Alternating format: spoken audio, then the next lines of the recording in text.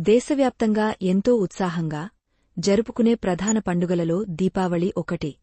దీపావళి అనేది మీరు విశ్వం నుండి ఏదైనా వ్యక్తపరచగల శక్తివంతమైన సమయం. ఈ సమయంలో విశ్వశక్తులు చాలా ఎక్కువగా ఉంటాయని మేము మీకు చెప్పాలి. ఇది దాదాపు అందరికీ ప్రయోజనకరంగా ఉంటుంది కాని కొన్ని రాశిచక్ర గుర్తులకు ఇది గొప్ప సమయమవుతుంది.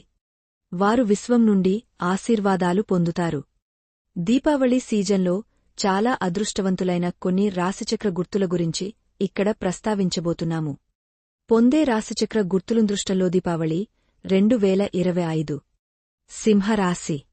సింహరాశి వారికి సూర్యుడు అధిపతి కాబట్టి ఈ దీపావళికి వారు అందరి దృష్టిని ఆకర్షిస్తారు.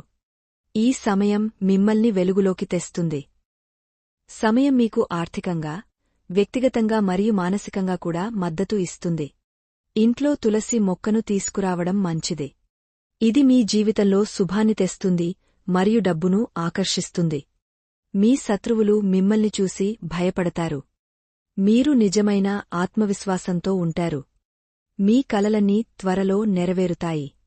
మీరు మీరే అవ్వండి మరియు ఇది మీ లక్ష్యాలను సాధించడానికి మీకు బలాన్ని మరియు ధైర్యాన్ని ఇస్తుంది. వృషభం. వృషభరాశి వారిని శుక్రుడు పాలిస్తాడు.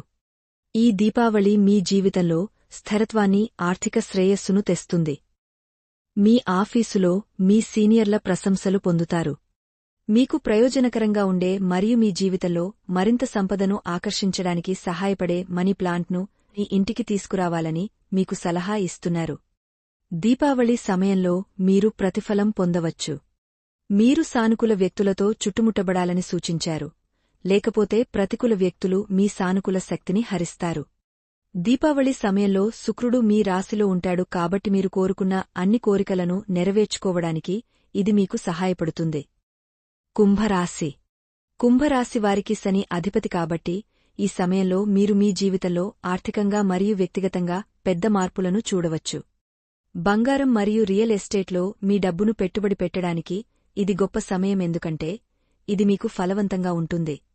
విశ్వం మిమ్మల్ని శ్రేయస్సు మరియు సమృద్ధితో ఆశ్చర్యపరచాలని కోరుకుంటున్నందున ఎక్కువ ప్రయత్నాలు చేయకుండానే డబ్బు మీ వద్దకు వస్తుందని మీరు గ్రహిస్తారు. అన్ని అడ్డంకులు తొలగిపోతాయి మరియు ఈ సమయంలో సహకారం లేదా భాగస్వామ్యంలో ఏదైనా ప్రారంభించడానికి మిమ్మల్ని ప్రోత్సహిస్తుంది. ప్రతి శుక్రవారం లక్ష్మీదేవికి ఖీర్ సమర్పించడం మంచిది.